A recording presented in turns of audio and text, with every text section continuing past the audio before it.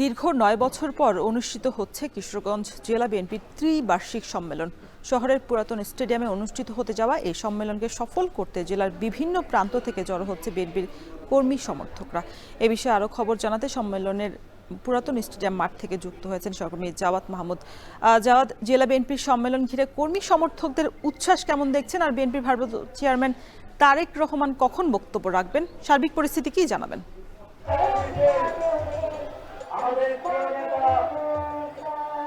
দীর্ঘ ৯ বছর পর কিন্তু এই কিশোরগঞ্জ জেলা বিএনপি সমাবেশ, যেটি শহরের পুরাতন স্টেডিয়াম মাঠে অনুষ্ঠিত হচ্ছে।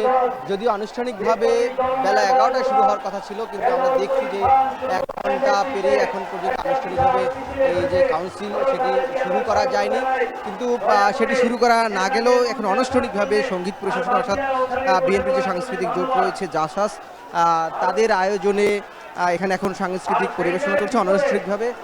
কিন্তু যদিও তপ্ত রোদ এবং গরমের একটি ব্যাপকতা আমরা দেখতে পাচ্ছি, তারপরও এই স্টেডিয়াম মাঠ, সেখানে জেলার বিভিন্ন প্রান্ত থেকে, এখানে 13টি উপজেলা রয়েছে কিশোরগঞ্জের, এই 13 উপজেলার বিভিন্ন প্রান্ত থেকে নেতাকর্মীরা, কর্মী সমর্থকরা উচ্ছ্বসিত, তারা মিছিল এখানে আসছেন। এবং তাদের মধ্যে একটি আকাঙ্ক্ষার জায়গা আমরা দেখলাম, তারা বলছেন যে এই বিএনপি যে বিভিন্ন জেলায় সম্মেলন করছে এবং এর ধারাবাহিকতায় কিশোরগঞ্জ জেলায়ও এটি করছে, সেটিতে তারা নতুন নেতৃত্ব পাবেন আশা করছেন। এবং যেহেতু সামনে আসন্ন জাতীয় ত্রয়োদশ সংসদ নির্বাচন ফেব্রুয়ারিতে অনুষ্ঠিত হওয়ার কথা রয়েছে, সেখানে তাদের দল সংগঠিত হবে বা এই যে নির্বাচনে বিশেষ সুবিধা তারা নিতে পারবেন, এটি তারা মনে করছেন।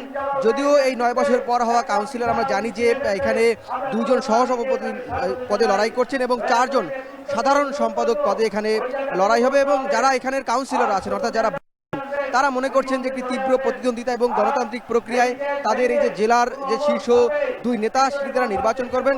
এবং এই নির্বাচনের লক্ষ্যে আমরা দেখেছি এখানে প্রায় 2090 জন কাউন্সিলর এখানে আজকে ভোট দিবেন এবং 11-21টি বুথ রয়েছে। অর্থাৎ এখানে কিন্তু এই কিশোরগঞ্জ জেলায় 13টি উপজেলা রয়েছে এবং 8টি পৌরসভা রয়েছে। এই 13 এবং 8 যে উপজেলা এবং পৌরসভা মিলে 21টি ইউনিটের যে নেতাকর্মীরা তারা এখানে আসবেন। এবং এই 21টি ইউনিটের 2090 জন কাউন্সিলর অর্থাৎ ভোটার, তারা ভোট দিয়ে আজকে নেতা নির্বাচন করবেন। এবং এখানে উদ্বোধন করবেন বিএনপির মহাসচিব মির্জা ফখরুল ইসলাম আলমগীর।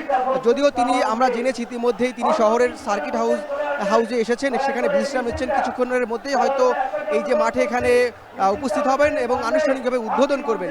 যের আগে কিছুক্ষণ বলছিলাম যে এখন অনানুষ্ঠানিকভাবে সঙ্গীত পরিবেশনা চলছে এবং এখানে ভার্চুয়ালি যুক্ত হবেন এবং প্রধান অতিথির বক্তব্য রাখবেন বিএনপির ভারপ্রাপ্ত চেয়ারম্যান তারেক রহমান। তিনি এখানে দিক নির্দেশনামূলক বক্তব্য রাখবেন, এখানে নেতাকর্মীরা প্রত্যাশা করছেন। এবং তাদের মধ্যে যেই বিষয়টি এসেছে যে যেহেতু একটি নির্বাচনী আমেজ বিএনপির তৃণমূলে পৌঁছেছে, অর্থাৎ এই কাউন্সিল বিএনপির যে ত্রয়োদশ জাতীয় সংসদ নির্বাচনের প্রস্তুতি, সেখানে আরও জোরালো ভূমিকা রাখবেন, এমনটাই মনে করছেন এই কিশোরগঞ্জের কর্মী সমর্থকরা।